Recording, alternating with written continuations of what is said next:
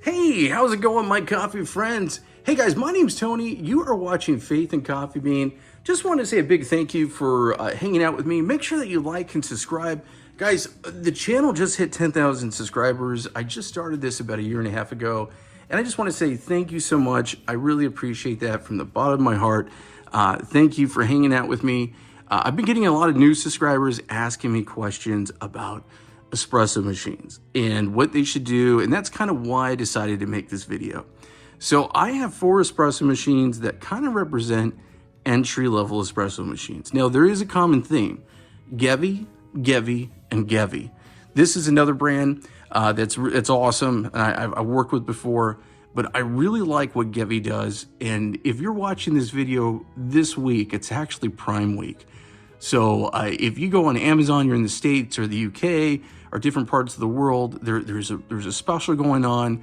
So I'm going to put links in the description below. So definitely look below for the links and feel free to click on those. The way that works is you never pay more, you never pay less. You get it whatever the deal is. Just a very small percentage goes back to help support the channel. It helps me buy some beans and do this for you. So guys, I really appreciate that. Definitely remember to give me a thumbs up, like, and support, and subscribe, and all that good YouTuber stuff. But guys, let's get into it. I've been getting this question a lot. What is the espresso machine for a budget that you should be getting? So if you're new to coffee, welcome to the club. This is a coffee hobby. And there's different things that are just really awesome about, making coffee at home, okay? The most important thing to realize is don't get too caught in your head. Don't get too complicated. I'm making this video in my kitchen. This is not a YouTube studio. This is not some fancy pants things. I'm not a paid professional. I'm a coffee dad. You might hear dogs crying in the background. I got 3 little dachshunds roaming around. They might be eating and all that good stuff. But the reason why I'm saying that, guys, is that a lot of times when I was thinking about buying an espresso machine, I got really caught up in my head. I've shared this story before, and I'll share it with you guys one more time, okay? 20 years ago, I used to be a barista in college. In my college cafe, I worked in the cafe. I was a minister, youth pastor. I worked in the urban community. After 9/11, I moved to New York City, lived there for about 2 years, made 16 trips after 9/11 to New York from California. Then I figured I needed to live there. And I worked with cafe owners and coffee shops and restaurants who would donate their time and their excess food to help support the folks, especially at that time, who really need it and still need it. By the way, definitely support your local food pantries. That's a really big deal. And I got the coffee bug. And the reason why I'm sharing this with you guys right now is for 20 years, I didn't make espresso at home. I made a lot of pour overs, okay? And about a year and a half ago, my wife came to me because I kept talking about espresso and I was using a lot of pod machines. And she said, buy an espresso machine, stop goofing around. So I went ahead and I spent $40 on Facebook Marketplace and I bought a DeLonghi ECP. These are all machines you could buy on Amazon because that's what most people are gonna do. You're not going to necessarily go to the secondary market, but you can.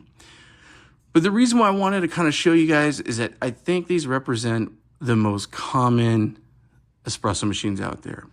So I'm going to start with this one on the right because this is as close as you can get to a super automatic. It has a built-in milk frother. It has a 51 millimeter portafilter. And it basically has a water spout. It has a lot of bells and whistles, and it runs about $150. So this is a great machine, but I'm going to tell you right now, this is probably what I would recommend to some and wouldn't recommend to others. There's a reason why. So that's something to think about. This is probably the most absolute common machine. I'm going to pull it a little bit further to the camera here. This is the Gevi machine. This is a 51 millimeter portafilter. Most of these entry-level machines come with pressurized baskets. And the reason why you would use a pressurized basket is you do not have a high-end enough coffee grinder to produce really good espresso in these machines. Okay, that's really the truth. You're gonna get a faux type crema that's gonna come from something like that. These portafilters tend to have plastic inserts, and most of them are double spouted. This is a plastic handle. This is not a bad portafilter, but most folks are going to want to go ahead and upgrade to a bottomless portafilter. And I have one right here just to kind of show you. We'll set that aside. This machine is the most common type of setup, okay? So these budget-friendly machines really do something really well, okay? They have a thermal block, and what a thermal block is that it's a specialized coil that heats up very, very fast. And so what that means is you don't have to wait a long time. That's a common theme amongst all three, or actually all four of these machines. They're thermal block machines. At the end of the video, stay to the end because I want to talk about the difference with a boiler machine, okay? Because that's kind of the next level. But thermal block is really where you're going to find the budget-friendly stuff. This one's great because it has a pressure gauge. Now, it doesn't have actual numbers. It's not a specialized one, but this is a good one to give you a kind of a blueprint of where you're at with your puck diagnosis. How well did you do with your puck prep and all that? Making good espresso is having good habits. So you definitely want to focus on your puck prep. You want to focus on your beans and the grinder. We'll talk about that a little bit more as we go. But this runs about $100 to $120. This machine's kind of like the DeLonghi Cerlosa. Even the ECP kind of reminds me a little bit like this. This has a Panarello style milk frother. Gevi calls this an automatic. The truth is, guys, it's not necessarily automatic, but what this one is designed to do is make frothy milk really easy for beginners. So this isn't pro level, this is more beginner level. There is a pro level option of this, and this is a good option for a college student, for someone who's never pulled coffee before and really wants to have espresso at home, but's kind of a little scared on spending the dollar value, okay? So you're looking for the best bang for your buck. So this is where that is, okay? This is kind of in the middle. I'll keep going back to this one. The number one question that I get asked all the time with beginners is, should I buy an espresso machine that has a grinder built into it and has everything built into it? So I'm going to tell you guys right now, this is one of my favorite espresso machines I've ever got. There's just no other way to say it. And there's a reason why, okay?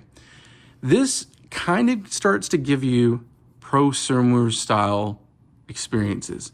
Now, guys, I say that very cautiously, okay? What this is really good for is it's giving you a 58 millimeter group head. Now, the number one other huge question, I shouldn't say number one, is the 51 worse than the 58? Simply put it, no. You can make amazing shots on a 51.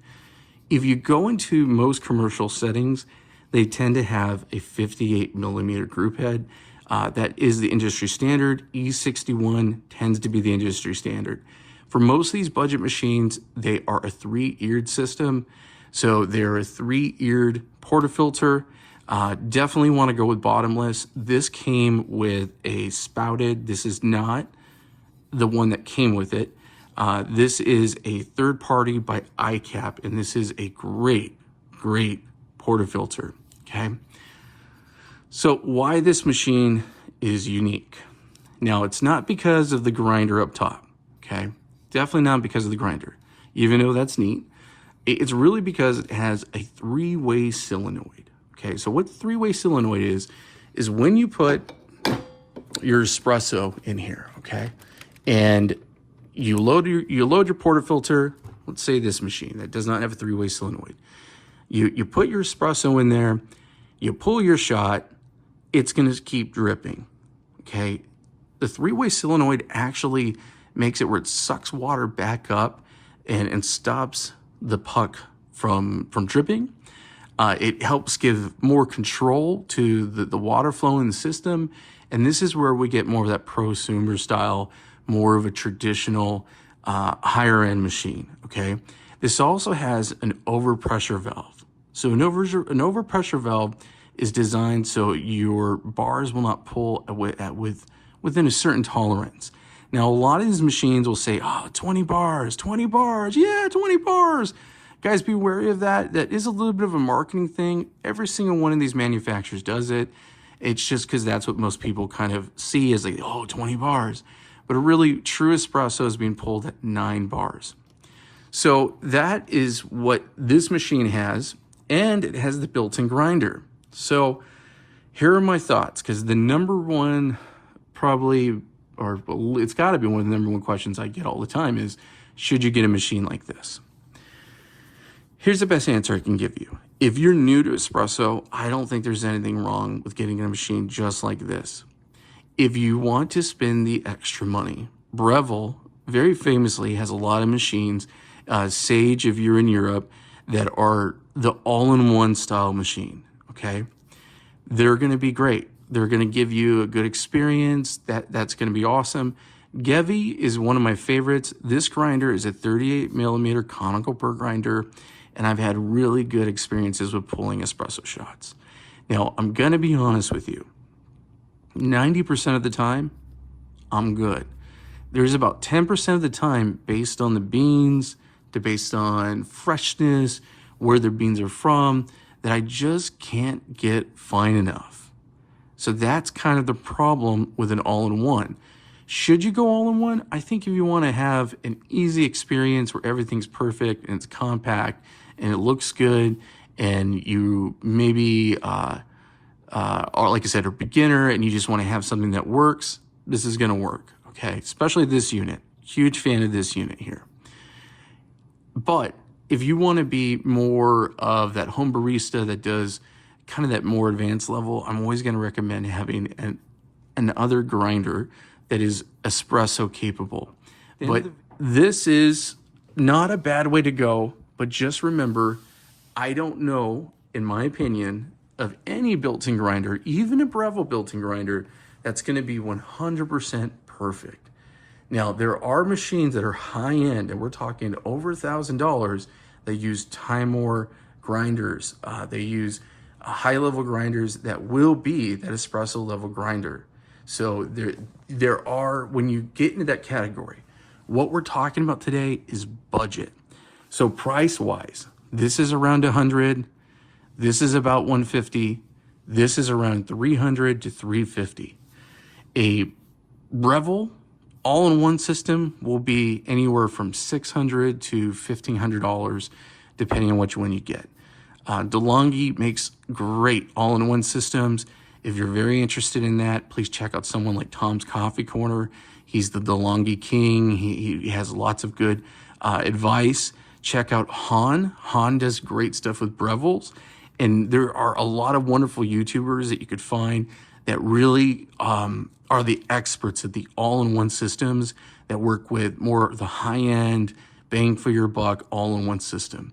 For budget-friendly, this is about as good as it gets when it comes to budget-friendly. I love this particular unit. My only gripe about this unit is two things. Again, every single one of these is a thermal block. So what happens is the portafilter up here does not get heated. So what you need to do is pull blank shots to raise the temperature of that metal to have better consistent shots, okay?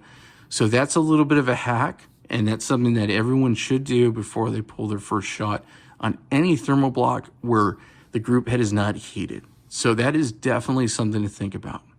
That brings me to my third machine, and probably my favorite machine here in the whole lineup. Let me go ahead and show you this.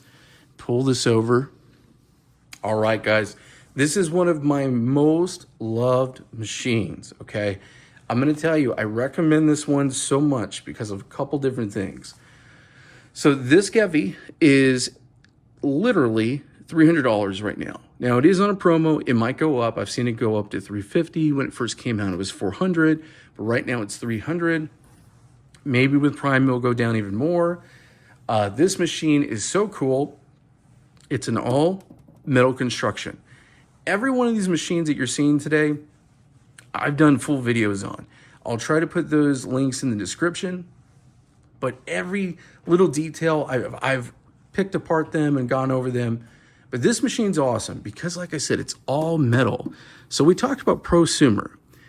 That's where we start. You're kind of, this is designed to be in someone's home, but we're now going into that category of being able to do more advanced things, and it's going to last longer. You got this mirror finish. Excuse me for not being super clean. I apologize. This is a very loved machine. This machine is the one that my whole family uses. My wife uses it. My son uses it. It is our family machine. Okay, so that's why I recommend it so much. Has a professional grade steam one. You can go ahead and swap out the holes on this are different. There's one you could swap it with. I believe this one is the 3-hole. So that is really awesome. Super easy to clean. There's a huge range of motion. Okay. Again, it's on a ball joint. That's really awesome. This has an OPV valve, just like the other one, but this OPV valve is excellent. It has a 3-way solenoid, and it is a thermoblock. So like I mentioned before, because it's a thermoblock, this big group head doesn't get heated. So you do need to go ahead and use some blank shots, and with it, you get a very big, very hefty, double-spouted portafilter. This is ionized metal right here for the handle. You have this chrome, not chrome plated, but I believe it's stainless steel with that chrome finish. You have this really cool bumper that you could put this on when you're doing your tamping. It's 58 millimeters. So you're going to be able to use all your fun, more pro level gear. You have a gauge up top that works really, really well. Y'all, this is a great machine, and this is about $300. I have a couple friends of mine who love the Gaja Classic Pro, and I recently got one. And we were just kind of having a debate of whether to get this machine or the Gaja. Because, something like the Gaja Classic Pro, it's a wonderful machine with a boiler. And I'll, again, talk about the boiler in just a minute. But the difference is it doesn't have a gauge. It doesn't have PID. This has NTC thermal control. So there's a computer that's actually regulating the heating here. And this thing has all the bells and whistles other than just doing profiling for you. This is a great machine. Y'all, there are a lot of other really amazing machines, but this one is really good. And I'm going to probably recommend this one the most out of all 3 of these. All right, my comfy friends, I wanted to go ahead and just talk about the difference between a thermoblock and a boiler system. So a boiler system, like I mentioned, sits on top of the group head. Traditionally, not always, but traditionally that's what it does. So it sits on top of the group head, or you have an E61, which there's a heat exchanger. I'm not going to get into that right now. But you turn it on and the whole system just gets hot. So I love that. There's more temperature stability, and there's really great ways of just having a great espresso shot. Now, thermoblock, the heat system is more electric. It's a coil, so it is a fast pumping. If you've ever gone to a 7-Eleven, a convenience store, and you got coffee that was instant, or you got a hot cocoa, that they use a thermoblock in those type of machines. Even big commercial machines sometimes use thermoblocks in different ways, and it's a on-demand heating system. Okay. So are they bad and evil? No, not at all. Matter of fact, there are certain huge manufacturers that are making these hybrid systems that are crazy cool. So having a boiler, you have that stability. Now, there are budget options that do boilers. Like I mentioned, DeLonghi ECP, very great budget option. Okay, there's a lot of different versions of that. It's one of my favorite budget machines. Your Gaja Classic Pro will run about $500 brand new. I just bought one on the secondary market for $250 on Facebook Marketplace. So if you're willing to do your diligence, I've had to replace things on it. I had to thoroughly clean it. There's a couple things I had to do that you should do. If you're willing to put in that work, you could buy stuff on the secondary market. But as far as what's readily available, that's really thermoblocks. So that's kind of where that goes. It's not a bad thing, but it is what I just want to make sure everyone understands that. So kind of going back to what I was talking about in the beginning, I started with this one over here on the right-hand side, okay? So this is almost like a super automatic, and you fill that up with milk. But here's the thing. Personally, I'd always recommend someone just doing it from a wand and learning with just a little bit of skills, especially if you get something like this. You're not going to have a problem frothing your milk or doing anything like that. But if you do want to have that experience where it's almost completely an automatic, this is a good way to go. This machine itself, even without the milk frother, is a great basically machine, and there's a timer on it. It's awesome, gives you temperature control. Really great machine. Again, go and watch the video on it. But you need to think about, you got to clean this container. It just comes down to how do any of these machines fit in your life? That's what it comes down to the end of the day. The other thing it comes down to is, what is your budget and where are you at? I shared a story that I didn't buy an espresso machine for like 20 years. And the reason why I share that is, don't be like me. I thought I had to have a $2,000-$3,000 dual boiler machine made in Italy.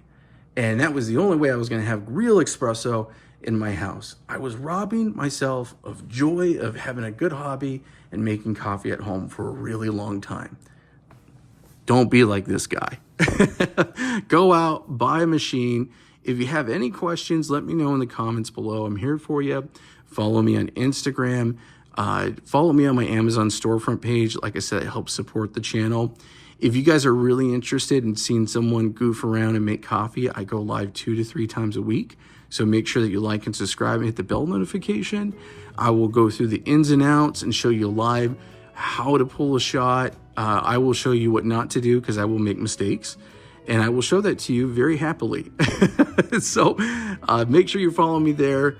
And then you guys, I really appreciate it. I'm really making this in response to folks asking me a lot of questions. And then on top of that, it's Prime Week. So definitely enjoy the promotions. Let me know your thoughts. And if you need anything, this is a great community. If not asking me, join a Facebook group, join a Reddit, join a Discord.